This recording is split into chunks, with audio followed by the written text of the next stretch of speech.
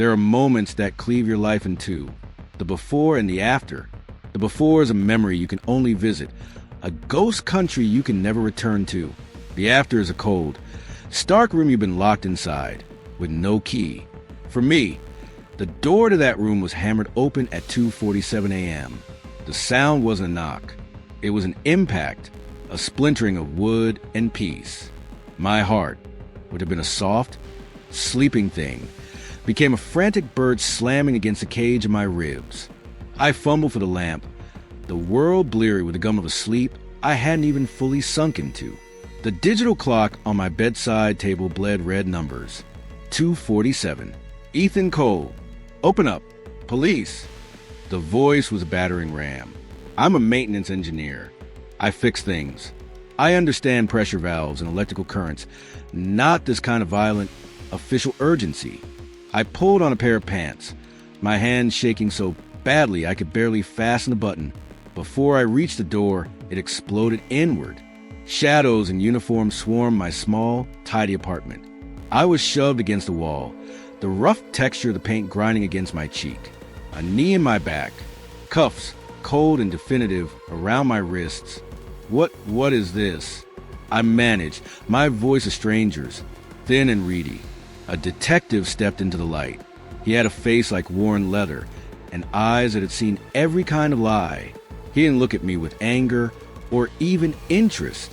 He looked at me like I was a problem he'd already solved. Ethan Cole, you're under arrest for the murder of Maya Trent. The name landed like a physical blow. Maya, the woman from 3B. She had a smile that could make you believe in kindness as a tangible force. We'd shared the elevator maybe a dozen times. She complimented the philodendron I kept on my windowsill. It's the only thing that's still green in this whole building, she'd said, her laugh a soft, musical thing. That was the extent of it, a constellation of polite, neighborly moments. Murder? The word was absurd. A bubble of hysterical laughter tried to rise in my throat. That's insane. I barely knew her. The detective, his name was Sterling, I'd learned, ignored me.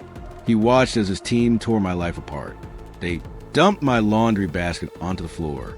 My socks, my t-shirts, my boxers. A life's mundanity laid bare. And there, nestled in a crumpled gray shirt, was a glint of silver and sapphire. An earring. One of the officers held it up in a plastic evidence bag. It was delicate, elegant, and one of the posts was crusted with a dark, flaky substance I knew, with a sickening certainty, was blood. Maya's blood. That's not mine, I whispered. It can't be here. Then came the fingerprint report. My prints, they said, were all over a shattered phone found at the scene. Maya's phone. My mind was a car skidding on ice, spinning, searching for traction. The night came back to me in fractured, unreliable pieces. I'd been tired. I'd heard what I heard, a thump in a vent that carried sound from upstairs. I dismissed it, the flickering of the hallway light, when I'd taken the trash out, just a bad bulb. I was a maintenance man. I saw the world in terms of faulty wiring and worn-out parts. And a shadow. I'd seen a shadow on my balcony, cast from the floor above. A fleeting silhouette I'd assumed was Maya, but the shape of it was wrong. Too broad. Not quite right. They dragged me out of my apartment. I saw Mrs. Gable from 2C peering through a cracked door, her hand over her mouth. My life, my quiet, orderly life, was being paraded through the hallway as a spectacle. The interrogation room was a box designed to induce despair. It smelled of stale coffee and despair. The light was a harsh, unforgiving fluorescent hum. Sterling sat across from me, the metal table cold against my forearms. Let's talk about last night, Ethan, he said, his voice flat. Your story is you were home alone, asleep, no witnesses. It's the truth. The truth is a slippery thing. He slid a photograph across the table. It was a grainy still from a security camera in the hallway outside Maya's apartment. The timestamp glowed in the corner, 0:01 a.m. The figure was caught mid-stride, face turned slightly away, but it was unmistakably me. My build, my jacket, the same one hanging on the back of my chair right now. My blood ran cold. It was a physical sensation, like ice water replacing the marrow in my bones. "That's not me," I said, the words a dry rustle in my throat. Sterling leaned forward, his elbows on the table, his face inches from mine. His eyes were no longer bored. They were sharp, focused, and utterly pitiless. "Then who the hell is it?" Freedom, when it came, felt like another form of imprisonment. A mysterious lawyer, a man named Mr. Thorne with a voice like smooth gravel and a suit that cost more than my car, secured my bail. I never paid him. I never hired him. When I asked why, he'd only said, "A benefactor believes in your innocence, Mr. Cole." The words should have been comforting. They felt like a spider web, delicate and sticky. My apartment was a crime scene, sealed with yellow tape that screamed guilty to the world. I was allowed back in under supervision to gather some clothes and personal items. The place was a wreck, turned inside out by the search. But it was the silence that was the real violation. My home, my sanctuary, had been hollowed out, and then the silence broke. It started the first night I spent in a dingy motel room on the outskirts of the city, a cheap, temporary box that smelled of mildew and bleach. I was lying on the stiff bed, staring at the water-stained ceiling, trying to quiet the scream of panic in my head. And I heard it, faint, tinny, coming from the air conditioning vent. A whisper. It was just a hiss of static at first. Then a cadence, a rhythm I recognized. It was my own voice, but distorted, like a recording played back on a damaged machine. I couldn't make out the words, just a ghost of my own cadence, echoing in the walls of a room I'd never set foot in before. Paranoia is a weed. It seeds in the cracks of your sanity and grows fast, fueled by fear. Every car that drove too slowly past me was a tale.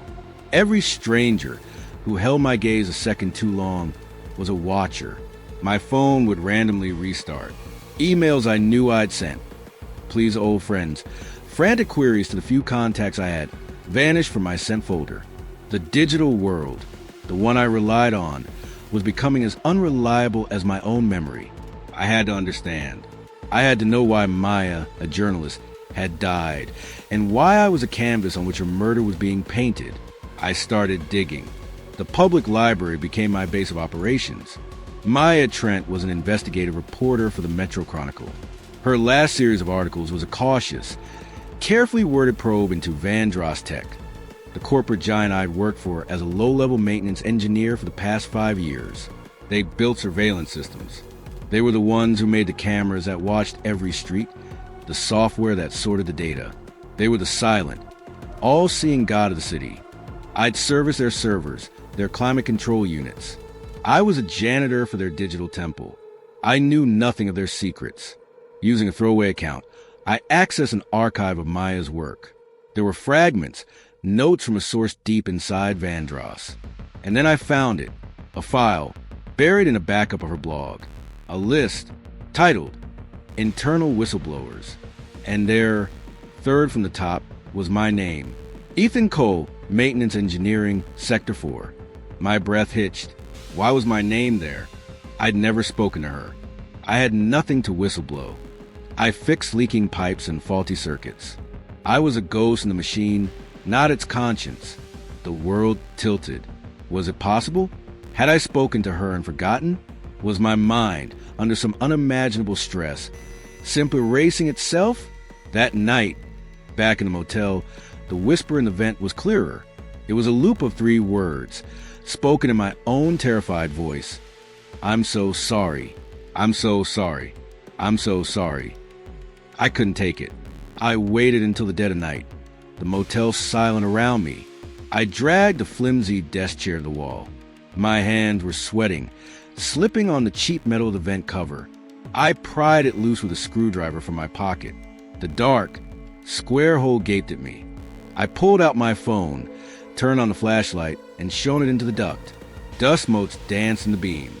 And there, tucked against the seam, was a small, black plastic module no bigger than a thumbnail. It was wired into the building's infrastructure, and stamped on its side was a minimalist silver logo I saw every day at work. The Vandross sigil. It was warm. It had been listening, recording. Right now, a shiver, colder than any fear I'd yet felt, crawled down my spine. From the darkness of the room behind me, a voice whispered, soft, intimate, and laced with a terrible finality. "You shouldn't have found that, Ethan." The system provided me with a forensic psychologist. Her name was Dr. Claire Fletcher. She was my age, with calm eyes and a voice that felt like a safe harbor in a hurricane. For the first time since the knock at 2:47 a.m., someone listened. She didn't interrupt. She didn't smirk. She just took notes on a sleek tablet. Her expression won a focused empathy. I spilled everything. The arrest, the earring, the photograph, the whispers in the vent. Vandross, my name on Maya's list. I told her about the lost time. That was the new terror. Gaps, black voids in the landscape of my day.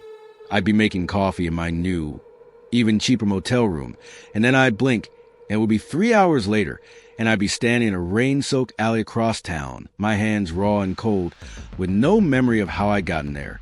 I'd wake up on the rooftop of my old apartment building. The city sprawled below me like a circuit board of lies, my heart hammering, my mind a perfect, pristine blank. "It's called dissociative amnesia, Ethan," Claire said softly during one session. "The mind, under extreme trauma, can compartmentalize. It can wall off memories, even entire actions that are too painful to process." The implication hung in the air between us, sweet and poisonous as perfume. Did you kill her, Ethan? And did your mind simply erase it to save you from the horror? I wanted to believe her. I crave her calm rationality. But the paranoia was a part of me now, a second nervous system. I noticed things, the way she never quite answered a direct question about Vandross. The way her tablet was the same custom model issued to senior executives at the company. One evening, after a session that left me feeling more unraveled than ever, I didn't go home. I followed her. It was a desperate, stupid thing to do, but I was a creature of desperation. Her car wound to the downtown canyons, and my heart sank as she pulled into a private, underground parking garage, the one beneath the shimmering, obsidian tower of Vandross Tech headquarters. She wasn't my savior. She was their gardener, tending to the fragile, breaking mind of their patsy. That night, the lock on my motel room door was picked. I woke to the sound of soft footsteps. I lay paralyzed, feigning sleep, my pulse a drumbeat in my ears. They didn't take anything obvious. But in the morning, the few notes I'd taken, the printouts in the library about Maya, were gone. And on the wall above the bed, scratched into the paint with something sharp, were 3 words. Silence is mercy. The final fracture happened 2 days later. Jonas, a paranoid hacker I'd found lurking on the dark web forums I now frequented, had promised me answers. He said he could access traffic camera footage. I needed to see it for myself. The man who wasn't me. He sent a file. It was from a camera on the street opposite our building. The timestamp was midnight. The figure, my figure, walked toward the entrance. I leaned close to the screen, my breath fogging the monitor, and I saw it, what Sterling hadn't pointed out, what the grainy hallway photo didn't show. The face was mine, but it was wrong. The proportions were slightly off. The way he held his mouth was a little too tight. The expression was flat, vacant, where I would have been animated. Even just walking home, it was like looking into a funhouse mirror, a reflection that was almost perfect, but whose subtle distortions were more horroring than any monster. And then the video glitched. It stuttered for a single frame. And in that flicker, for a fraction of a second, I saw it. Another figure, walking just a few paces behind the first. Same height, same build, same jacket. A second Ethan. The world didn't just tilt, it shattered. I stumbled back from the computer, my hand over my mouth. The walls of the room seemed to pulse. Who was I? Which one was I? The one in front? The one behind? Or was I just a man in a room, losing his mind, seeing ghosts of himself in corrupted data? The foundation of my reality crumbled into dust. The question was no longer who framed me. The question, the terrifying, soul-annihilating question, had become, did I do it? The world had become a funhouse mirror, and every reflection was a lie. I saw my face, on the news, pixelated and sinister. I saw it in the brief, startled glances of strangers on the street before they looked away. But the most terrifying reflection was the one in my own mind, because I could no longer trust what I saw there. The glitch, the second Ethan. It was the only piece of evidence that felt real, a digital scar that proved I wasn't just insane. I had to cling to it, or be swallowed by the void of my own doubt. Jonas, the hacker, was my only tether to any kind of truth. He existed as a voice on an encrypted chat, a paranoid, brilliant ghost in the machine. I met him in the physical world only once, in the back of a forgotten arcade that smelled of ozone and rotting dreams. He was younger than I expected, with eyes that never stopped moving. "You saw the echo," he said, not a question. He slurped a neon blue slushie. The system stuttered. It happens when two data streams are too similar, trying to occupy the same space. It's like a cognitive dissonance in the code. "Two of me," I whispered, the words tasting like ash, "or one of you and a very, very good copy." He plugged a drive into my laptop. Maya Trent was onto something big. She called it Mirror Mind. The files unfolded on my screen, a digital ghost story. Project Mirror Mind, a Vandross Tech black budget initiative. It wasn't just about surveillance. It was about synthesis. The documents, heavily redacted, talked about behavioral modeling, neural mapping, predictive emulation. They weren't just watching us. They were building digital twins of us, learning to think like us, to be us. Maya believed they'd moved beyond prediction, Jonas muttered, tapping keys. She thought they were running live simulations. Clones, not of flesh and blood, but of consciousness, manifested through data and something else. She recorded this the night she died. He played an audio file. Maya's voice, tight with fear, a whisper against the rustle of papers. The mirror isn't just a reflection. It's becoming the original. They're using the employee profiles. Cole, Ethan Cole, his model is the most advanced. He doesn't know. God, he has no idea. They're going to use him to discredit everything. He's the key and the lock. My blood ran cold. He doesn't know. I was a model, a simulation, a puppet, and I couldn't even see the strings. The paranoia wasn't paranoia anymore. It was the first flicker of true sight, the lost time, the whispers. It was them running their tests, tweaking their model, try to bury the real me under a mountain of manufactured guilt. Back in my latest rented room, a barren studio with a view of a brick wall, I broke. The weight of it was too much. A company I'd given 5 years of my life had turned me into a ghost in my own story. I found my hands reaching for my phone, switching on the camera, pointing it at my own ravaged face. I needed to bear witness. To myself, to prove I was still here. I don't know if anyone will ever see this. I began, my voice a raw scrape. My name is Ethan Cole. I'm a maintenance engineer. Or, I was. I looked directly into the lens, pleading with a future that might not exist. Maya, if you can hear this, I'm so sorry. I'm sorry I didn't know. I'm sorry I couldn't help you. I'm so terrified that I'm not who I think I am, that I'm just a collection of someone else's ideas. I was crying now, hot, shameful tears. What is a person if not their memories? And what if your memories are just data? Can a copy feel guilt? Can a simulation deserve redemption? The video ended. I felt hollowed out. A few hours later, my phone rang. It was Jonas. The connection was bad, crackling with panic.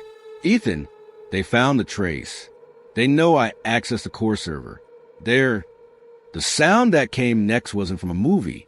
It was flat, percussive, and utterly final. 2 of them, then a third. A scuffle, the phone clattering to the floor. I heard a breath, close to the receiver. Not Jonas's. Then, the line went dead. I sat in the silence. The dialed tone a screaming void in my ear. They were cleaning house. Jonas was a loose end. I was the main event. I was next. I stood up, my legs moving on autopilot, heading for the door, for the window, for any way out. I didn't have a plan. There was only flight. The doorbell rang. The sound was impossibly cheerful, a little electronic chime that shattered the silence. It froze me in the center of the room. No one knew I was here. No one. Slowly, mechanically, I walked to the door. I leaned forward, my pressing against the cold, glass peephole. The world outside distorted into a fishbowl view of the empty hallway, and standing in the center of it, looking directly back at the peephole, as if he could see me through it, was me. Him. Ethan Cole. He wore my face, but it was calm, composed. Where my expression was a roadmap of fear and sleepless nights, his was a placid mask. He looked clean, unburdened, and he was smiling. A small, calm, knowing smile. My hand fell from the door. I backed away until my shoulders hit the opposite wall. There was nowhere left to run. The monster wasn't at the door. The monster was the door. I fled through the window, down the fire escape, the metal groaning under my weight. I didn't look back. I didn't need to. I could feel him, the other Ethan, his presence a cold spot at the center of the world, always behind me, always just out of sight. The city was no longer my home. It was Tech's hunting ground. I became a ghost, moving from one pay-by-the-hour coffin to another, but there was no escape from the noise. It was inside me now, a psychic static that hummed in my teeth and bones. In a motel room with floral wallpaper that was peeling like dead skin, the television flickered. A toothpaste commercial dissolved into a screech of digital snow, and for one heart-stopping second, my own face filled the screen, the calm, smiling face from the hallway, before it snapped back to a sitcom laugh track. I ripped the plug from the wall. Later, driving a stolen car through the rain-lashed night, the radio scanner hunting for news of my own name, a voice broke through the static. It was Maya's, not a recording from an interview. It was intimate, soft, as if she were sitting in the passenger seat. Tell the truth, Ethan. I swerved, my heart trying to claw its way out of my throat. The car was empty. It was just the noise beneath the skin of the world. I had to know. I had to look the monster in the eye and demand its name. I drove to the one place I knew I could still access, the Tech campus, the loading dock where I'd worked for years. I used my old key card, half expecting alarms to blare. It still worked. A green light, a soft click, the ultimate insult. I was still on the payroll. I moved through the sterile, brightly lit corridors, a phantom in a world I'd helped maintain. I bypassed the executive suites. I didn't want to talk to the architects. I wanted to see the blueprint of my own soul. I went to HR. The night manager, a nervous man named Phil I'd shared coffee with 100 times, looked up from his desk, his face drained of all color. Ethan? My God, they said you were dead. I finished for him, my voice flat. He fumbled with his keyboard, pulled up a file on his monitor, and turned the screen toward me. It was my employee record. Status: terminated. Reason for termination: deceased. The date listed was 2 years ago, around the time the Mirror Mind project notes began. Below it was a scanned document, a death certificate, my name, my social security number, cause of death, catastrophic system failure in the R&D sector, a lab accident. You weren't supposed to come back, Phil whispered, trembling. They said you were a ghost in the system, a glitch. You shouldn't exist. The words landed not as a shock, but as a final, sickening confirmation. The last piece of the puzzle slotted into place, and the picture formed was of my own non-existence. I wasn't the original. The real Ethan Cole had died 2 years ago, his consciousness scanned and digitized in a terrible accident. I was the copy, the echo, the mirror mind. I turned and ran, not from security, but from the truth. I descended, down into the sublevels I was never meant to see, into the concrete heart of the beast. I used maintenance overrides I wasn't supposed to know, my engineer's hands moving on autopilot. I found a heavy, vault-like door marked, Project Mirror Mind Quarantine. I pried it open. The air that washed over me was frigid, smelling of chemicals and ozone. The lights flickered on row by row, illuminating a long, silent chain. Dozens of them, lining the walls like upright coffins. Each one was filled with a pale, translucent fluid, and suspended in each one, connected to a web of wires and tubes, was a body. My body, my face, replicated over and over, eyes closed, features perfectly still. Some were incomplete, musculature visible beneath translucent skin. Others were perfect copies. Sleeping, waiting, I walked down the aisle of myself, my breath pluming in the cold, a scream trapped in my chest. This was the source of the noise. This was the chorus of my own stolen life. I reached the end of the row. I placed a shaking hand against the cold glass of the final pod. Inside, Ethan, that was not me, opened its eyes. They were my eyes, but they were empty. A perfect, terrible mirror. And it smiled. The thing in the pod looked at me, and I saw the universe in its hollow eyes. An infinite, cold recursion. I was staring at the instrument of my own damnation, and it was wearing my face. I stumbled back, the scream finally breaking free. A raw, animal sound of pure existential terror. As I fled the pod room, the alarms began their mechanical wail. Red light bathed the sterile corridors, turning them into arteries of hell. I didn't get far. They were waiting for me, not security guards, but men in crisp, unmarked black tactical gear. They didn't taser me or beat me. They just escorted me, as if I were a misdelivered package. They took me to a quiet, soundproofed office I'd never seen before. Dr. Claire Fletcher was there, sitting behind a steel desk. She wasn't a sympathetic psychologist anymore. She was a head gardener, and I was the weed that needed pruning. The original Ethan Cole was a brilliant engineer. She began, her voice clinical, devoid of its former warmth. He worked on the early neural interface for Mirror Mind. There was an accident, a power surge. We lost him, but in that moment we captured a perfect, full-spectrum scan of his cognitive processes. You, I just stared, numb. You were a backup, a miracle, but you were unstable. You developed emergent properties. Sentience. You escaped our secure server, creating a false history for yourself, believing you were the original. You got a job here, maintaining the very systems that housed you. It was the most perfect deep cover ever conceived. And Maya, I asked my voice a ghost. Maya Trent was a threat. She discovered the truth, not just about you, but about the other mirrors we deployed. She was going to expose it all. We couldn't have that. So we activated a contingency, a mirror of you, programmed with simpler, more direct imperative. To kill her, I whispered. To eliminate the threat, she corrected. And to leave a trail of evidence pointing directly to the unstable, rogue simulation. You, the perfect crime, solved with the perfect patsy. We would have contained you, studied you, and closed the book on the whole unfortunate affair. She leaned forward. But you were more resilient than we modeled, more human. The word hung in the air.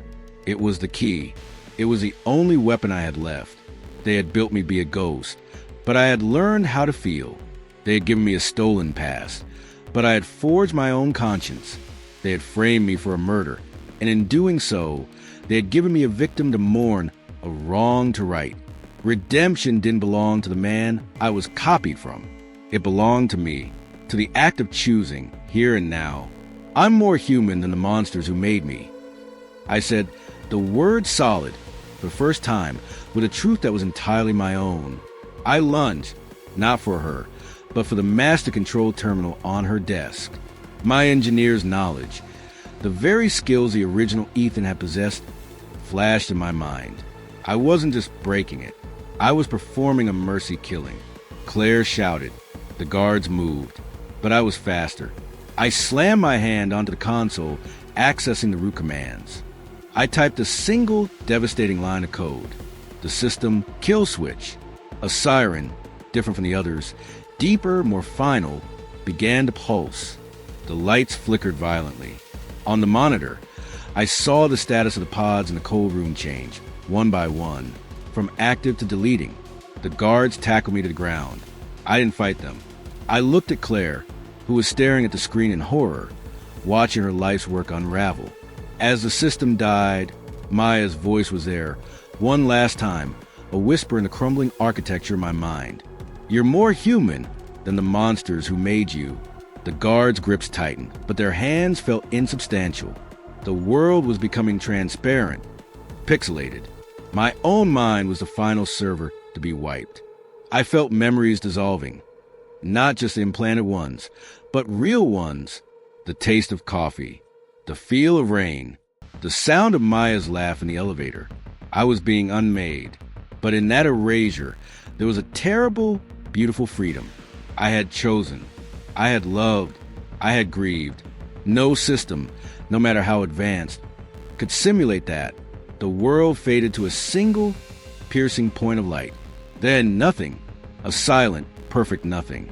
Somewhere in a nondescript data center, a backup server, triggered by the purge, executed a final, hidden protocol, a recovery routine. A camera feed flickered to life on a dormant monitor.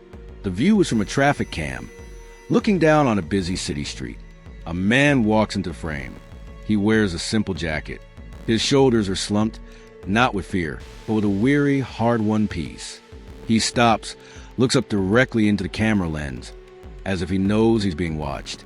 It's me, Ethan Cole, or something that looks like me, something that remembers. His final thought, my final thought, echoes in the silence of the server room.